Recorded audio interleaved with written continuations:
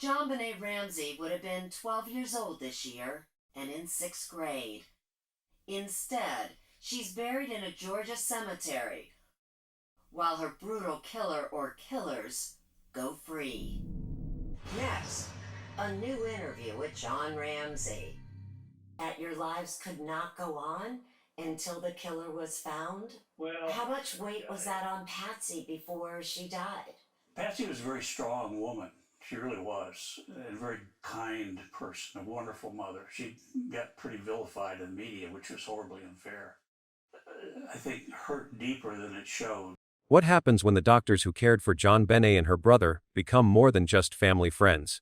In Boulder's tight-knit community, Penny and Dr. Francesco Beuf weren't only trusted confidants of the Ramseys, they also controlled medical files, shaped media narratives, and quietly stood guard against investigators' toughest questions. Were they protecting innocent friends under siege?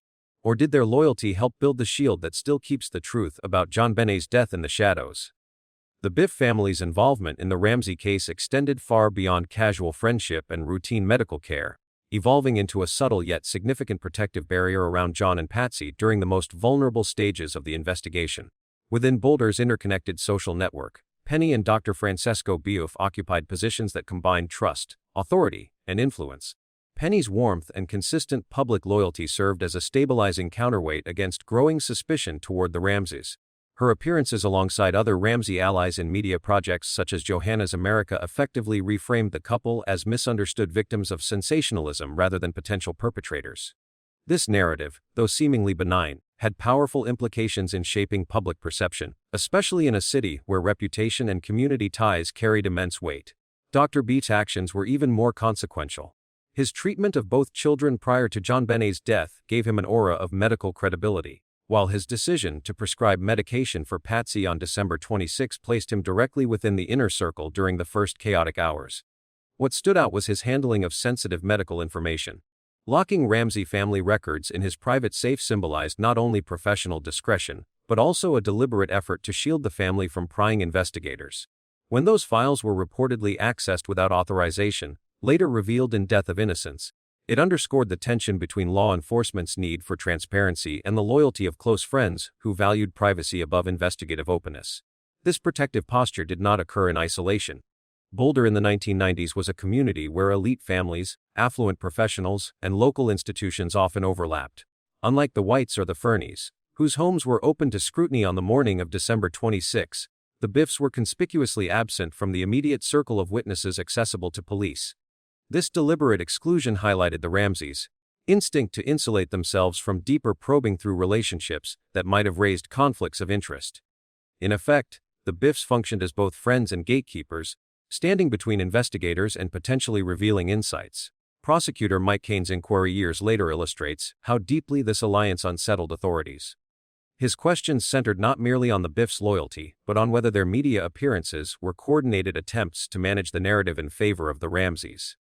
John Ramsey's denial of orchestration did little to resolve the underlying concern that trusted figures within Boulder's professional and social elite had blurred the line between personal support and obstruction of justice. This phenomenon was symptomatic of a broader cultural dynamic in Boulder, one where community solidarity, class privilege, and professional discretion often outweighed the aggressive pursuit of uncomfortable truths. In the end, the Beufs' role revealed how entwined personal loyalty and institutional influence could be in shaping the trajectory of a high-profile investigation.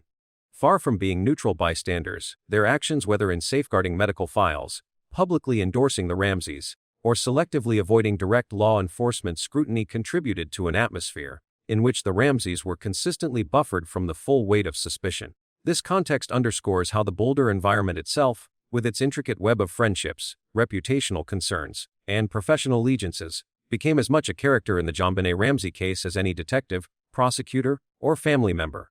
When the conversation turns to the Beufs' involvement in the Ramsey case, the most delicate and often overlooked dimension is how their presence intersected with discussions about JonBené's health. Penny's own words during a 1997 church event make clear the depth of her commitment. Reflecting on why she stepped into the public eye to shield the Ramseys from hostile crowds and probing reporters, Penny confessed, "I wanted to protect them, to shield them from those things." This statement carried layers of meaning. It revealed her willingness to act not only as a friend, but as a public buffer, even when the family already had attorneys and media advisors. For Penny, this protective role seemed born of three intertwined motives: her church connection to the Ramseys, her personal conviction that they were innocent, and a more private concern to guard herself, given that her own artwork hung inside the Ramsey home. This blend of loyalty and self-interest raises uncomfortable questions when tied to the subject of JonBenét's medical history. Investigators like Holly Smith, as well as Boulder County Coroner Dr. John Meyer, emphasized that recurring health problems, bedwetting episodes, and what housekeeper Judith Phillips bluntly described as chronic fecal soiling might hold significance. Such issues were not trivial in the eyes of detectives. They could point to psychological stress, family dynamics, or even abuse. Yet when these matters surfaced, the response from Dr. Beuf was categorical denial. Having treated both JonBenet and Burke, he rejected the notion of chronic medical conditions that could explain these recurring incidents. His perspective carried the weight of professional authority, but it was compromised by his closeness to the family. This tension illustrates the problem investigators faced in Boulder, discerning whether medical reassurances reflected objective truth or a physician's instinct to defend trusted friends. In a city where overlapping personal, social, and professional relationships blurred boundaries, Beuf's statements could never be viewed in isolation. To outside observers, his unwavering dismissal of troubling health signs looked less like impartial medical assessment and more like advocacy for the Ramseys. This perception only deepened when contrasted with testimony from staff who had witnessed these issues firsthand. The connection between Penny's artwork and the private spaces of the Ramsey home added another symbolic layer. Lawrence Schiller's Perfect Murder, Perfect Town noted that Penny's painting Tea for Two hung in JonBenét's bathroom, a space tied directly to the health problems investigators scrutinized. Some reports suggested other works of hers may have also been displayed in JonBenét's bedroom. Whether coincidental or not, these intimate placements underscored just how deeply the Beufs were woven into the fabric of the Ramsey household. Their presence wasn't peripheral, they were part of the home environment itself, visually and socially imprinted in the spaces investigators were now combing for clues. The irony is stark. While friends and doctors surrounded the Ramseys in protective solidarity, the very health details being minimized could have shed light on JonBenét's final months. Chronic conditions in children often speak volumes about stress, trauma, or unmet needs. Yet those avenues of inquiry were effectively shut down by professional testimony from someone whose closeness clouded objectivity. If bedwetting and soiling were dismissed as exaggerations or fabrication, the opportunity to explore deeper causes evaporated, leaving a void in the case's medical profile. In this sense, Penny's protective instincts and Dr. Beuf's professional loyalty converged. On one side, a church friend willing to shield the family from the mob, even while acknowledging they had high-powered legal counsel. On the other, a pediatrician whose words carried clinical authority, but were delivered through the lens of personal allegiance. Together, they created a powerful buffer that shaped how both the public and investigators engaged with one of the most sensitive aspects of the case, the health and well-being of JonBenet herself. The result is a portrait of influence layered in subtle ways. A painting on a bathroom wall, a physician's safe full of guarded records, and a friend's insistence on shielding the family from outside intrusion, all combined to form an invisible shield around the Ramseys. Within Boulder's culture of loyalty and discretion, this shield was almost impenetrable. Yet from an investigative standpoint, it left unanswered questions hanging over the child at the center of it all. JonBenét's health, potentially a window into her private life, was instead reframed as a non-issue, leaving detectives to wonder whether truth was buried not only beneath legal maneuvering, but also beneath the protective instincts of those closest to the family. Looking back with the benefit of hindsight, three pivotal elements stand out as decisive in why the JonBenet Ramsey case could have been resolved far more quickly than it ultimately was. Each factor reflects missed opportunity moments when law enforcement, prosecutors, or the broader system could have cut through confusion to focus directly on the truth. The single greatest failure was the mishandling of the physical crime scene in those first crucial hours. From the moment Patsy called 911 to report the ransom note, Boulder police should have locked down the Ramsey residence as a potential homicide scene. Instead, friends and neighbors were allowed to move freely throughout the house, contaminating surfaces and possibly destroying delicate evidence. Had the basement been secured and documented with precision, the ransom note handled with gloves, and each family member separated for individual questioning, the investigation would have started with clarity rather than chaos. In cases involving children, national best practices dictate swift evidence preservation because every hour matters. That lapse not only compromised physical proof, but allowed alternative narratives, such as the intruder theory, to take root before the facts had been anchored.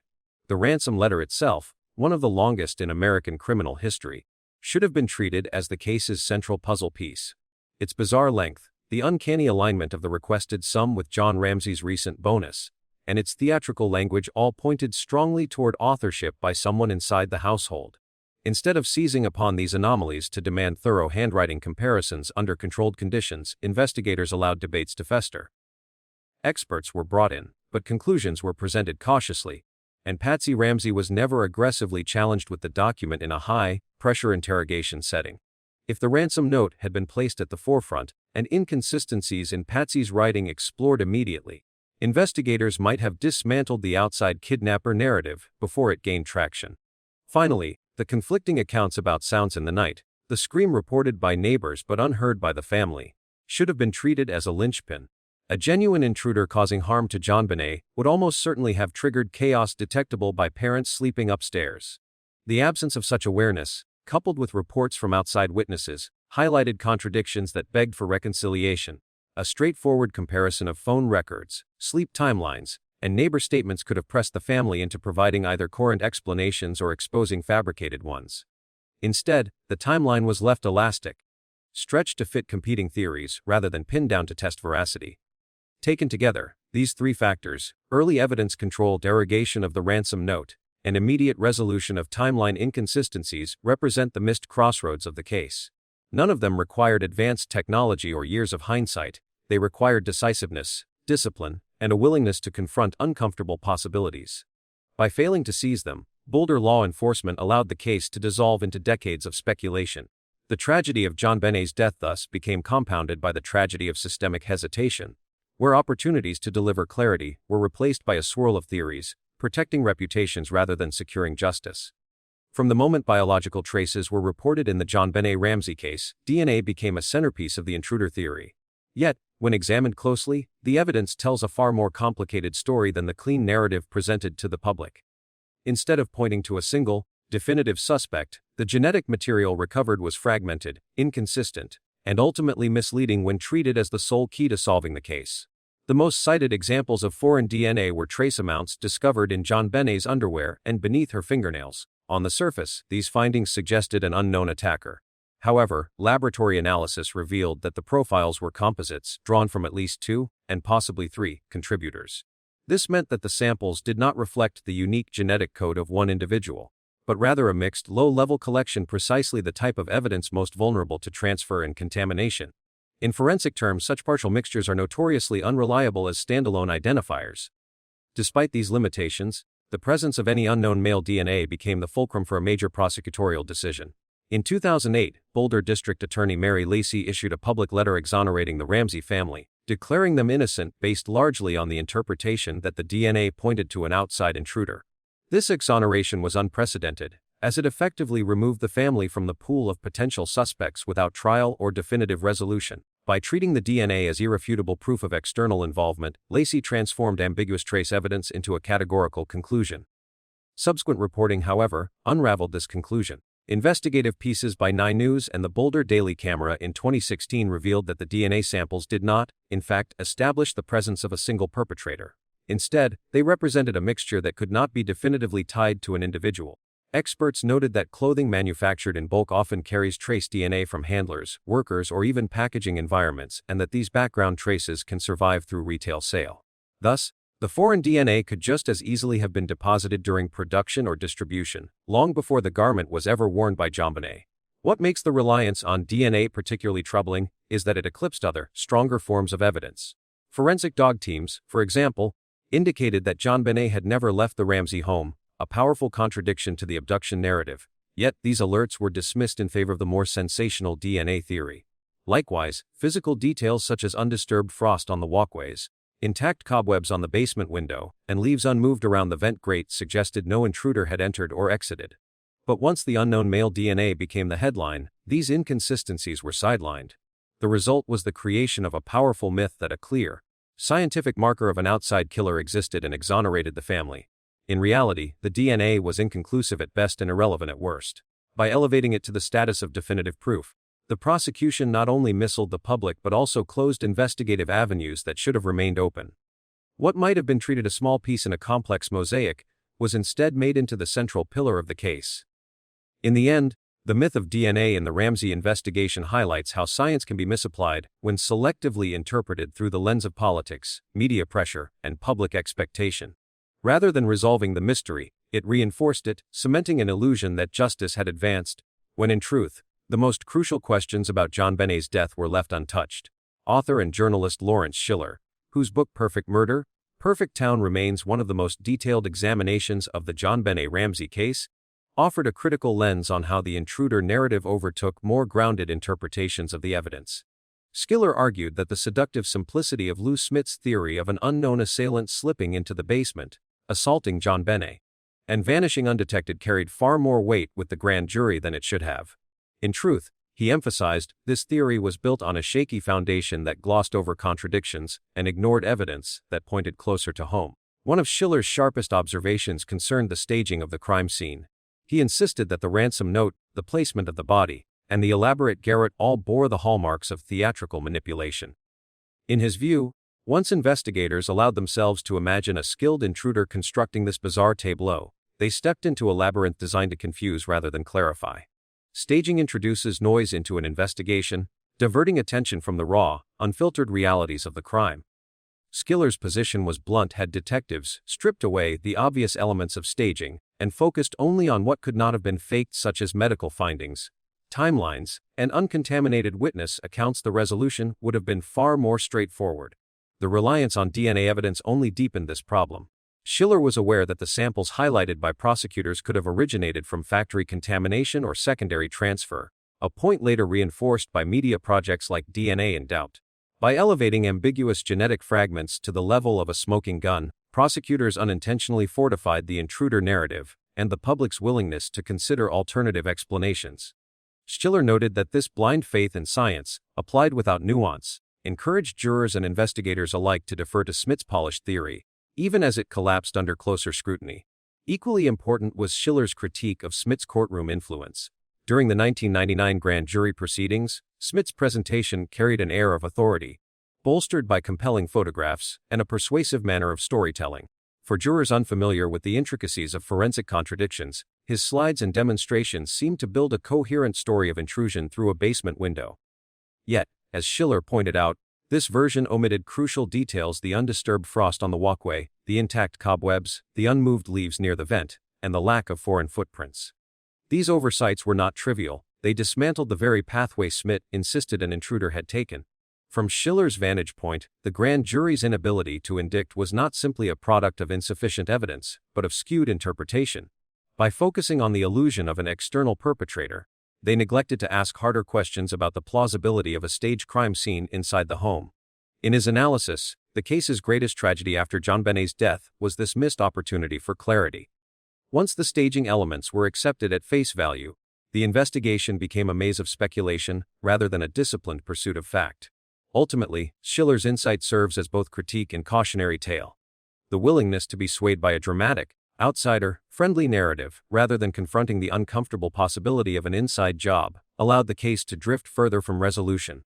He concluded that had staging been dismissed as artifice, and the focus remained fixed on unalterable truths, the Ramsey case might have been solved years earlier. In 1998, nearly 2 years after JonBenet Ramsey's murder, a Boulder County grand jury was convened to examine the evidence that had long polarized public opinion.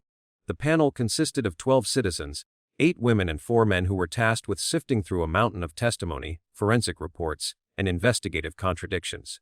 For almost 2 years, these jurors heard from law enforcement officials, forensic experts, and witnesses, while also reviewing the labyrinthine details of the ransom note, the basement crime scene, and the family's accounts of that night.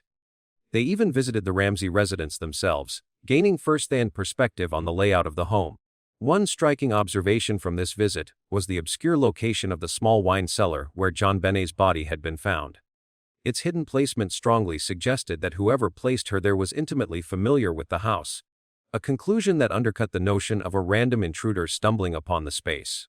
The jurors' deliberations gradually revealed skepticism toward the intruder theory. Reports indicate that they were not persuaded by Lou Smith's reconstruction of an outside assailant, particularly given the physical contradictions of undisturbed frost, intact cobwebs, and unmarked leaves near potential entry points. Instead, much of their focus turned to the ransom note, Handwriting experts and investigative presentations led many jurors to believe that Patsy Ramsey had authored the document. While handwriting analysis was not conclusive enough to establish guilt beyond a reasonable doubt, it carried significant weight in shaping the panel's view that the note was an element of staging rather than authentic evidence of a kidnapping. The jurors also wrestled with the possibility of more than one perpetrator. Testimony and forensic interpretations suggested that the crime may have required coordination, one individual writing the ransom note, another staging the body, or both collaborating in a way that blurred lines of culpability. This view aligned with the emerging suspicion that both parents had, at the very least, been involved in concealing the truth. In total, at least 9 of the 12 jurors concluded there was probable cause to believe a crime had been committed by John and Patsy. Their voting process reflected the gravity of their task. Over the course of deliberations, the jurors reportedly cast 4 separate rounds of votes, each time weighing the adequacy of the evidence presented. The repeated ballots underscored the difficulty of the decision, but also the persistence of a majority convinced that the evidence supported some form of indictment. Ultimately, the charges drafted by the grand jury stopped short of accusing either parent of direct murder. Instead, the indictments accused John and Patsy of crimes linked to complicity, obstruction, and the failure to protect their daughter. Specifically, the documents outlined charges resulting in death, accessory to a crime, and acting in a manner that delayed or obstructed law enforcement. In other words, the grand jury's conclusion was not that the Ramseys intentionally killed JonBené, but rather that they either facilitated circumstances leading to her death or actively concealed the truth afterward. This nuanced set of charges reflected both the limits of the evidence and the jury's conviction that the parents bore some measure of responsibility. It was a compromise between outright exoneration and an unprovable accusation of homicide. Yet, in 1999, District Attorney Alex Hunter declined to sign the indictments, declaring that the case lacked sufficient evidence to secure a conviction in open court. His decision effectively nullified the grand jury's efforts, leaving the charges sealed for years and fueling public suspicion that the Ramseys had been shielded by prosecutorial caution. The grand jury chapter remains one of the most revealing episodes in the Ramsey investigation. It demonstrated that a panel of ordinary citizens, after extensive exposure to the evidence, believed the case was not a mystery of outsiders, but one rooted in the Ramsey household itself. Their indictments, although never acted upon, continue to underscore a haunting conclusion: that JonBené's death may have been less about an elusive intruder and more about a family tragedy concealed beneath layers of privilege, loyalty, and legal maneuvering.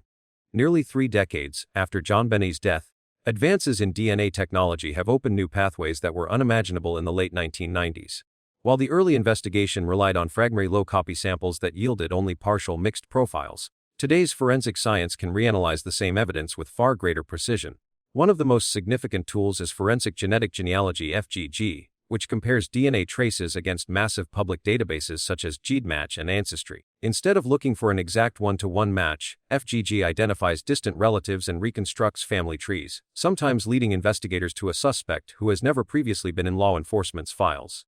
This approach famously cracked the Golden State Killer case in 2018, and supporters argue it could do the same for JonBené. John Ramsey himself has been an outspoken advocate for this approach.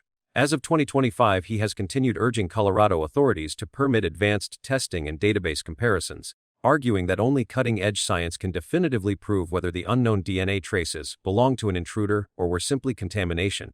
His campaign reflects not only a father's plea for closure, but also the broader societal debate over privacy, database consent, and the ethical limits of genealogy-based investigations. Yet, despite his advocacy, Colorado officials have been cautious, citing chain of custody concerns, limited sample quantities, and the risk of exhausting irreplaceable evidence. In 2023, the Colorado Bureau of Investigation (CBA) issued recommendations emphasizing the value of re-examining key items from the case. The ransom note, garrote handle, and JonBené's blanket were singled out as items that could benefit from new methods, such as high-sensitivity DNA profiling, probabilistic genotyping, and advanced mixture deconvolution algorithms. Unlike earlier techniques, which struggled to separate multiple contributors, these modern systems can statistically weight each allele and estimate the likelihood that a particular individual is or is not a contributor to the sample. If applied to the Ramsey evidence, this could eliminate the lingering unknown intruder narrative once and for all. A conclusive exclusion would reinforce suspicions toward the household, while a confirmed genetic lead could point outward in ways that have so far eluded investigators. At the same time, experts caution that DNA alone may never provide a complete answer. Mixed samples, degraded fibers, and trace contaminants from manufacturing or later handling complicate interpretation. The promise of FGG and new genotyping systems lies not in solving the case outright, but in narrowing the field of possibilities to a point where other evidence, behavioral, circumstantial, or physical, can align to form a coherent picture. Beyond DNA, modern forensic science has expanded to include sophisticated chemical and computational analysis of physical objects. The garrote, ligature cord, and duct tape, once viewed simply as improvised weapons, can now be studied for microscopic residue, adhesive fingerprints, and polymer composition. Advanced mass spectrometry and infrared spectroscopy can identify the specific manufacturing batches of cord or tape, potentially linking them to regional suppliers or narrowing purchase origins. Such sourcing could place materials within reach of the Ramsey household or, conversely, suggest procurement by an outsider. Equally transformative is the application of artificial intelligence to pattern recognition. AI-driven imaging systems can detect microabrasions, tool marks, and transfer patterns invisible to the naked eye. Applied to the garrote handle, this could reveal whether the cord was cinched by hand, with gloves, or using another object as leverage. AI models trained on large datasets of crime scene artifacts are increasingly capable of distinguishing between authentic wear and tear and deliberate staging. This kind of analysis could directly test Lou Smith's intruder hypothesis against the alternative, an in-house staging effort carried out in haste. In combination, these methods represent the promise of modern forensics to squeeze new clarity out of old evidence. Each item, the blanket, the garrote, the tape, still holds secrets, not in the dramatic form of a hidden fingerprint or a pristine DNA swab, but in the microscopic layers of chemical and physical data that technology in 1996 simply could not access. If the CBI and independent experts are granted full rein to apply these tools, the Ramsey case could finally be lifted out of the realm of speculation and into the arena of demonstrable fact. One of the most promising developments in the ongoing effort to resolve the JonBenét's Ramsey case is the application of artificial intelligence to testimony and interview analysis. For decades, the investigation has been mired in contradictions. Conflicting accounts from neighbors about screams in the night, inconsistent statements from John and Patsy about the discovery of the ransom note, and evolving explanations regarding household dynamics. Traditionally, investigators relied on human intuition, memory, and polygraph tests, tools prone to error and bias. AI technology, however, offers a new lens, one capable of identifying patterns and inconsistencies invisible to even the most experienced interrogator. Modern AI-driven linguistic analysis programs can evaluate transcripts, 911 calls, and televised interviews by parsing subtle indicators of stress, deception, and cognitive load. These systems assess speech rhythms, hesitation markers, and the frequency of certain pronouns or distancing language. For example, Patsy's 911 call has long been dissected by human analysts for signs of staging or scripting.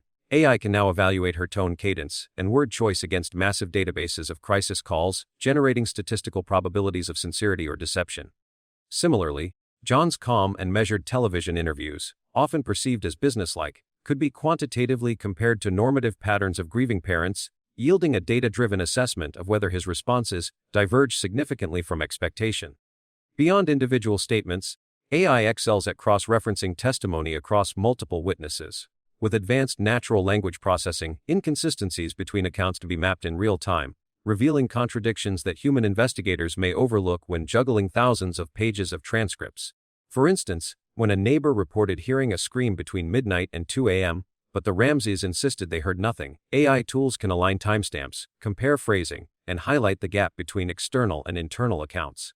This capability could have been transformative in 1996, but in 2025 it stands as a powerful way to reevaluate existing records without recollecting new testimony. Another critical application involves AI's ability to detect narrative shifts over time. Statements made in 1996-1998 and subsequent interviews can be fed into algorithms designed to track changes in story structure and emphasis.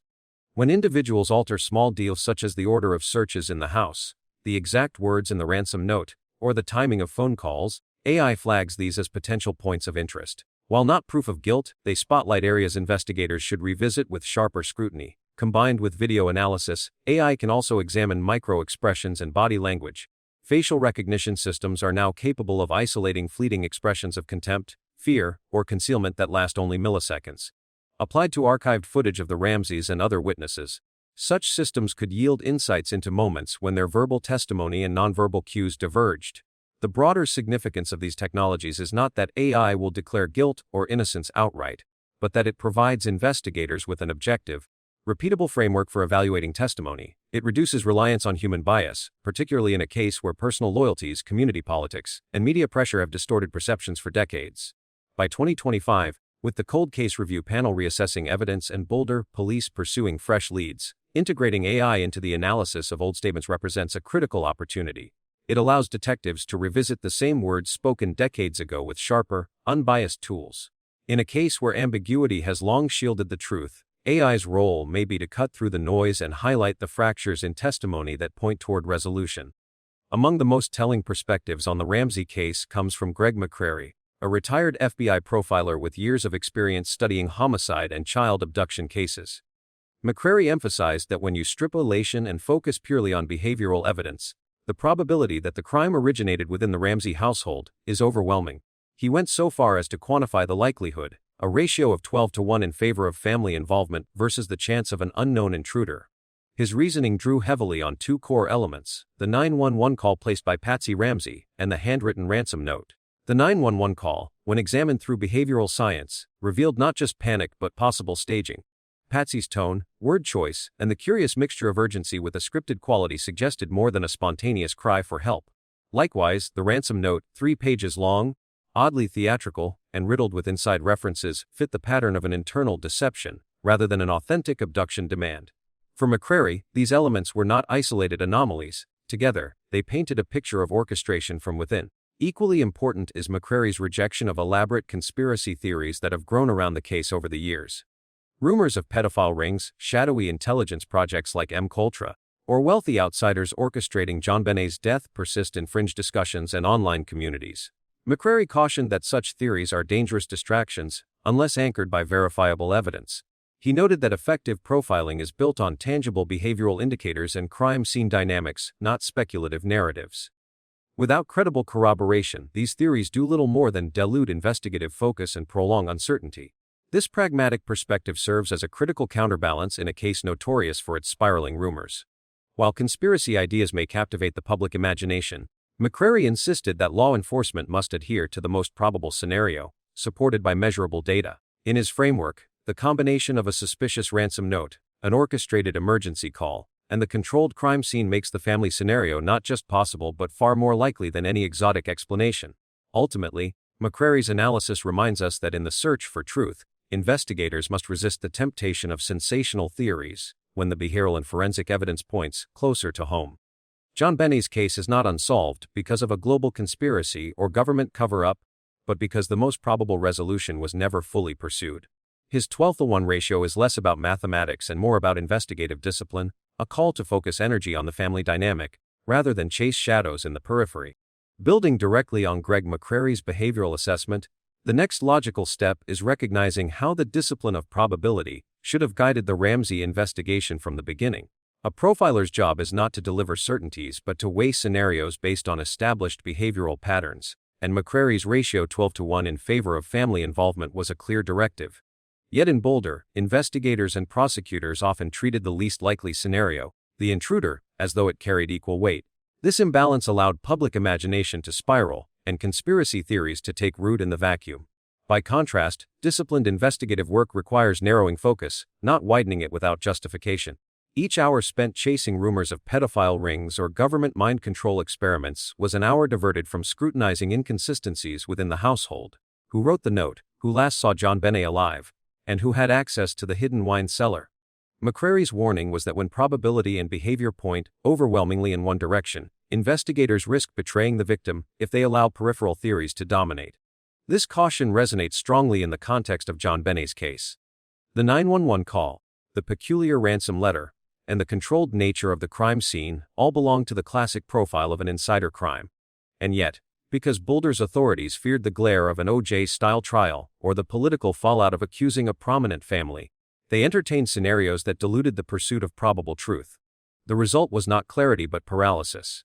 The lesson, then, is that truth in criminal investigations often lies not in the extraordinary but in the ordinary: family conflict, domestic dynamics, and human error. Conspiracies appeal to the public because they offer cinematic explanations for chaos, but in reality, most child homicides are tragically simple in their origins. McCrary's approach was not glamorous, but it was rooted in decades of empirical evidence.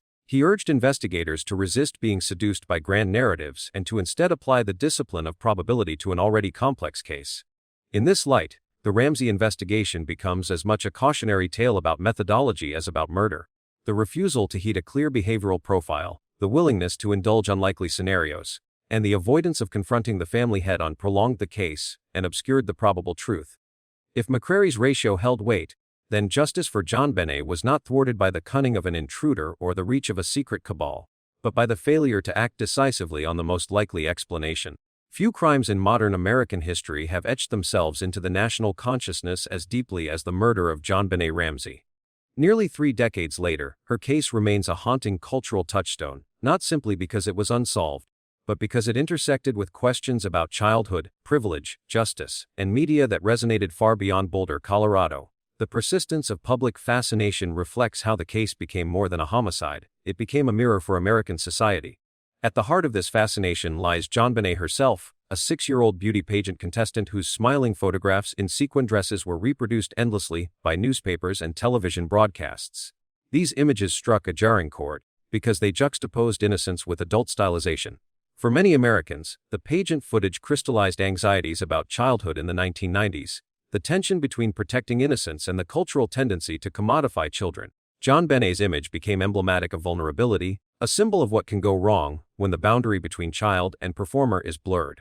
This haunting visual legacy ensured the case could not simply fade away like so many others. Equally significant was the socioeconomic backdrop. The Ramseys were not a struggling or marginalized family. They were affluent, church-going, and socially well-connected in Boulder's upper-class community. This reality shaped both the investigation and the public response. Many Americans felt the family's wealth insulated them from the aggressive scrutiny that working-class families might have faced under similar circumstances. The refusal of District Attorney Alex Hunter to sign the grand jury indictments fueled suspicions that justice could be unevenly applied when power and privilege were involved. The Ramsey case thus became a lens through which the public debated whether the American legal system truly functioned equally for all. When set against other high-profile child cases, the Ramsey investigation stands out as almost archetypal. In the Susan Smith case, 1994, deception was unraveled within 9 days and the mother confessed to drowning her children.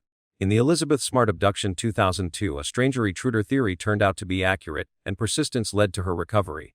In the Madeleine McCann disappearance, 2007, European media scrutiny and international speculation mirrored the Ramsey dynamic, with debates over parental culpability versus outsider abduction. What makes JonBenet unique is how the case refused resolution in either direction. It remained suspended between competing narratives of family involvement versus intruder theory without closure, thus becoming the model of unsolved child homicide in the American imagination. The enduring fascination with JonBenet's case has fueled an entire ecosystem of books, documentaries, and dramatic retellings. Lawrence Schiller's Perfect Murder, Perfect Town set a high-water mark for investigative nonfiction, blending narrative flair with forensic detail. The Ramseys themselves published The Death of Innocence, part defense, part memoir, an extraordinary act of self-narration in the middle of an unsolved case. Over the years, major networks from CBS to Lifetime have dramatized or reinvestigated the case, often reigniting debate rather than resolving it. Most recently, Netflix's documentaries and true crime series, revisiting the evidence, have ensured that new generations continue to engage with the story. For younger audiences raised on streaming, the Ramsey case is not a historical footnote, but an ongoing puzzle accessible at the click of a button. These productions highlight not only the specifics of the investigation, but also the enduring cultural appetite for crime stories that mix mystery, wealth, and perceived injustice. The JonBenet Ramsey case endures because it touches fundamental American anxieties: the fragility of childhood, the influence of money and privilege, and the possibility that the justice system fails when confronted with power. Each time new technology arises, whether DNA testing, forensic genealogy, or AI testimony analysis, public hope reignites that the case may finally be solved. Yet each disappointment deepens the cultural imprint, reminding Americans that not all mysteries yield to science or persistence. In this sense, JonBenet's murder has transcended its tragic origin to become a cultural narrative about truth, justice, and the limits of certainty.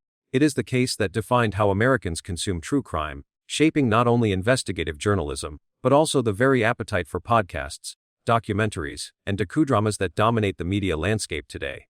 JonBenet's face remains frozen in time, a haunting emblem of innocence and justice deferred, a reminder that behind the sensational headlines lies a child whose story still shapes how America sees itself. The JonBenet Ramsey case cannot be fully understood without examining the psychological dimensions of the individuals at its center. Beyond the forensic evidence, legal battles, and media narratives lies the complex interplay of personality, perception, and family dynamics. Each member of the household, Patsy, John, and Burke, was shaped by distinct psychological pressures, and together they illustrate the phenomenon often referred to as the family cover-up syndrome. Patsy Ramsey's public image before JonBenét's death was carefully curated. As a former beauty queen and pageant mother, she embodied a vision of grace, success, and Christian devotion. Friends and acquaintances described her as ambitious and controlling, traits often framed as strengths in the competitive world of pageantry. Yet those same qualities also fueled suspicions when the ransom note surfaced, written in a dramatic style echoing Patsy's penchant for performance. Psychologically, Patsy carried the dual burden of striving for perfection while managing the chaos of family life. Reports of JonBenét's recurring health problems, particularly bedwetting, may have been a source of frustration and stress. Forensic psychologists have speculated that these daily challenges, layered on top of the exhaustion of holiday hosting, could have triggered an explosive confrontation. Whether or not she was directly involved, her consistent denial and her defensive posture in interviews suggest an instinct to preserve an idealized self-image. For many observers, Patsy's trajectory from admired mother to suspected manipulator illustrates how the pressure to maintain perfection can distort perception and response under crisis. John Ramsey, a successful businessman, projected an entirely different psychological profile. Calm, composed, and pragmatic, he was the antithesis of Patsy's expressive persona. In public interviews, John often appeared detached, more analytical than emotional. Supporters viewed this demeanor as a coping mechanism of a corporate leader used to compartmentalizing stress. Critics, however, saw it as evidence of coldness, even possible complicity. From a psychological standpoint, John's reactions fit the archetype of an individual who defaults to problem-solving rather than emotional expression. His decision to personally search the house and ultimately discover JonBenét's body could be interpreted as the behavior of someone seeking control in chaos. Yet this same act raised suspicion, as it positioned him at the center of key evidence. Analysts argue that John's psychology reflects the challenges of grief under public scrutiny. He appeared too calm, too efficient, reinforcing the perception that something was amiss. Whether or not he was guilty, his demeanor never aligned with public expectations of a bereaved father, complicating perceptions of his innocence. At just 9 years old, Burke Ramsey became a silent figure in the case. For years his role remained largely unexamined, shielded by parents and investigators alike. However, his later public appearances, especially his 2016 interview with Dr. Phil, provided glimpses into his psychological landscape. Burke's nervous smiles, awkward laughter, and seemingly inappropriate effect during discussions of his sister's death drew widespread attention. Some saw these as signs of deep trauma and maladaptive coping. Others speculated that they revealed a child who had been complicit or at least aware of more than he admitted. Child psychologists caution against overinterpreting such behaviors. Children who experience trauma often develop unusual coping mechanisms, including inappropriate laughter, emotional flatness, or avoidance. Burke's isolation after the murder shielded from questioning, hidden from public exposure, likely from public patterns. Whether or not he was directly involved, his psychology represents the profound toll of growing up under a cloud of suspicion, where silence was enforced and healing complicated by secrecy. Perhaps the most compelling psychological framework for the Ramsey case is the concept of family cover-up syndrome. In many households, particularly those under intense public scrutiny, family members may prioritize collective survival over transparency. Protecting the family unit becomes paramount, even if it requires concealing uncomfortable truths. In the Ramsey case, this dynamic appears repeatedly. Patsy's defensive media posture, John's managerial calm, and Burke's enforced silence all align with the instinct to shield one another from accusation. Whether or not a single individual was directly responsible for JonBenét's death, the family operated psychologically as a fortress, closing ranks against outsiders, resisting full cooperation with investigators, and projecting unity to the public. This phenomenon explains why the case remains unresolved. When truth is subordinated to loyalty, clarity becomes nearly impossible. The psychological bonds of the family, forged by love, reputation, and shared fear, created an environment where full transparency was sacrificed. Instead of confession or accountability, the Ramseys offered controlled narratives, selective disclosures, and relentless public defense. The psychological dimensions of the Ramsey family reveal more than just individual quirks. They expose the underlying human dynamics that shape the investigation. Patsy's pursuit of perfection, John's professional detachment, Burke's childhood trauma, and the overarching cover-up impulse together illustrate how psychology can complicate justice. In the end, Understanding these dimensions does not resolve the mystery, but it does illuminate why the truth about JonBenét's death has remained hidden for nearly 3 decades. The JonBenet Ramsey case, more than almost any other in American history, invites speculation about what might have been. Because so many pivotal decisions were deferred, reversed, or left unresolved, the imagination fills the gaps. By considering alternate trajectories of what would have happened if prosecutors had pursued charges in 1999, or what may occur if DNA genealogy delivers clarity in 2025, we can explore not only the case itself but also its legacy. These speculative endgames illuminate the fragile boundary between justice achieved and justice denied. Had District Attorney Alex Hunter chosen to sign the grand jury indictments, the landscape of the Ramsey case would have shifted dramatically. The charges against John and Patsy Ramsey were not for first-degree murder, but for abuse resulting in death and obstruction of justice. A trial would not have required jurors to believe the parents intended to kill JonBenet, only that they played a role in circumstances leading to her death or in concealing the truth afterward. The courtroom itself would have been a media circus, almost certainly rivaling the O.J. Simpson trial in intensity.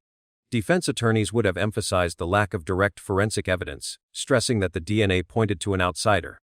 They would have challenged handwriting analysis as subjective and fallible.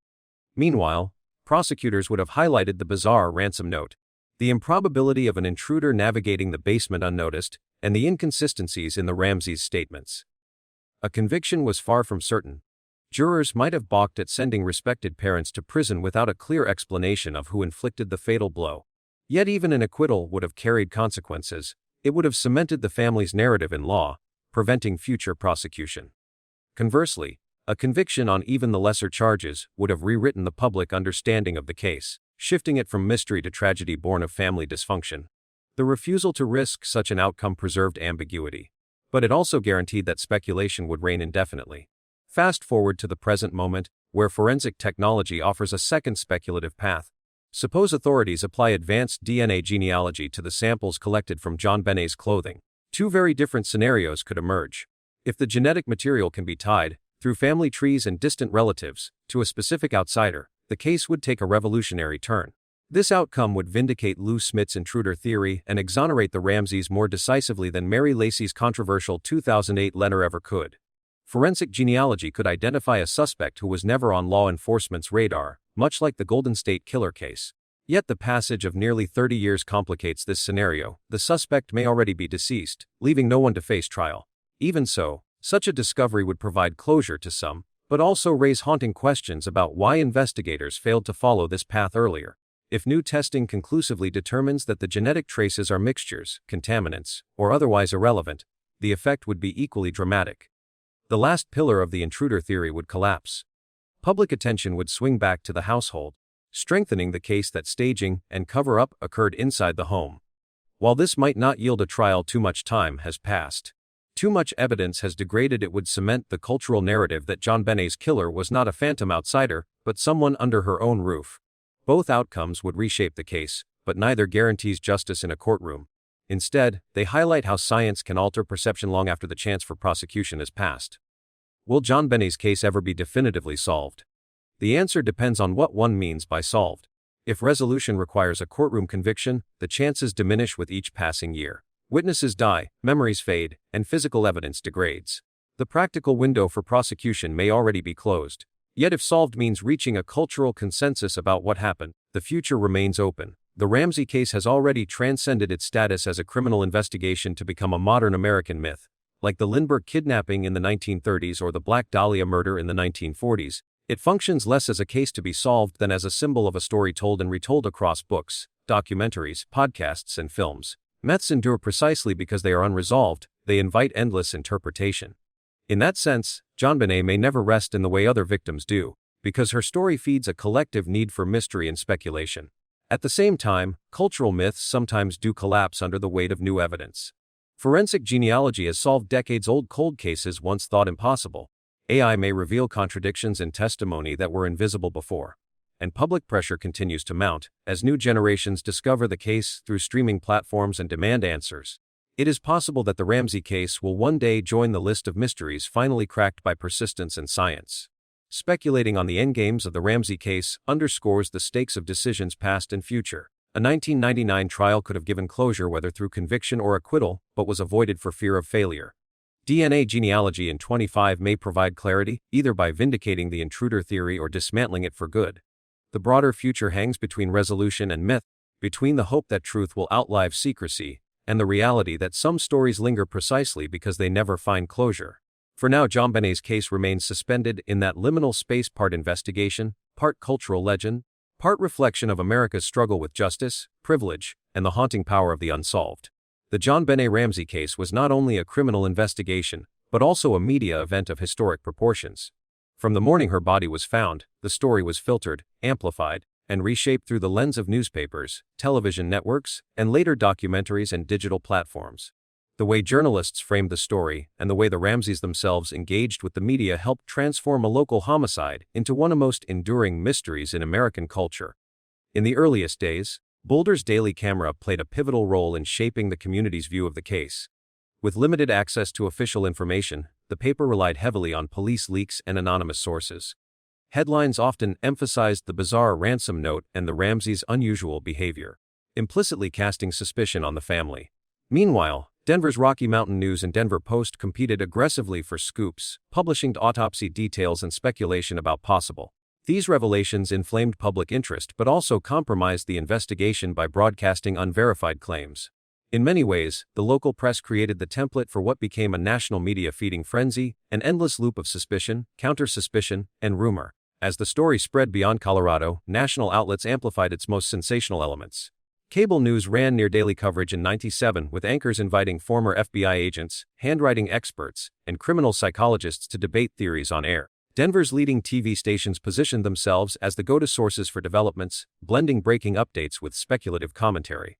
The Ramseys recognized this dynamic and stepped directly into it. In January 1997, less than a month after JonBenét's death, John and Patsy gave a televised interview, pleading their innocence and calling for the public's help. Later, they appeared on nationally broadcast talk shows and primetime specials, presenting themselves as victims of a rush to judgment. Body language analysts later noted Patsy's dramatic tone, clasped hands, and defensive posture, contrasting with John's steady, almost managerial composure. Together, they projected a blend of grief and defiance that split viewers. Some saw traumatized parents, others saw rehearsed performance. Media outlets soon crystallized the competing narratives. Either the Ramseys were staging a cover-up, or a shadowy intruder had slipped into the house. The ransom note, the garrote, and the undisturbed snow were all recast through these lenses. Tabloid publications, eager for dramatic headlines, fueled the parents as killers storyline, while more mainstream outlets balanced this with speculation about an outside predator. This bifurcation, family guilt versus intruder innocence, simplified a messy investigation into a binary that audiences could debate endlessly. Public opinion swung back and forth depending on which narrative dominated the news cycle. The way the Ramsey case unfolded in the media landscape of 1996 offers a striking contrast to how it might play out today. At the time, almost entirely through newspapers, television anchors, and press conferences, audiences consumed updates passively, with relatively little ability to shape the conversation themselves. The Ramseys' decision to appear on national television carried enormous weight, because those outlets still commanded near universal authority. In today's environment, the dynamic would be radically different. Instead of relying on evening news broadcasts, thousands of online commentators and independent creators would dissect every piece of evidence in real time. The ransom note would be analyzed by enthusiasts worldwide within hours, and aerial images of the house would circulate widely. Competing theories would spread simultaneously, with some voices insisting on family culpability and others defending the intruder hypothesis. The investigation itself might be drowned out by the sheer volume of speculation. What makes the media's role so enduring is not only how it covered the case but how it preserved it. Documentaries, from Perfect Murder, Perfect Town to 2024 Retrospective, have ensured the story remains alive for successive generations. Each retelling revives the central mystery while subtly reframing it for new cultural anxieties, whether about flawed police work, the limits of DNA science, or the influence of privilege. Ultimately, the Ramsey case is a study in media control by the press, by the family, and by the public itself. Local papers framed suspicion, national television created competing narratives, and the Ramseys used media as both shield and sword. If the investigation remains unresolved, the narrative battle has been decisively won. JonBenét's story is not merely a crime report but an enduring cultural drama, sustained as much by headlines and documentaries as by the evidence itself. The story of JonBenet Ramsey has often been told through the lens of police reports, forensic disputes, and courtroom battles that never materialized. Yet, beyond these central elements lies a network of smaller details and social dynamics that reveal just how unusual and culturally embedded the case has become. These details, ranging from documentary portrayals and media choices to private medical files, church communities, and recent developments, together show why the case still occupies a central place in the American imagination nearly 3 decades later. From the earliest days, filmmakers and journalists sought to interpret, and in many ways control, how the public saw the Ramseys. In one notable production released in the late 1990s, close family friends such as Penny and her husband were featured defending John and Patsy. Their testimony framed the couple not as suspicious figures, but as victims of media frenzy and police incompetence. The inclusion of personal acquaintances added an aura of authenticity, though critics noted that such portrayals blurred the line between truth-seeking and image management.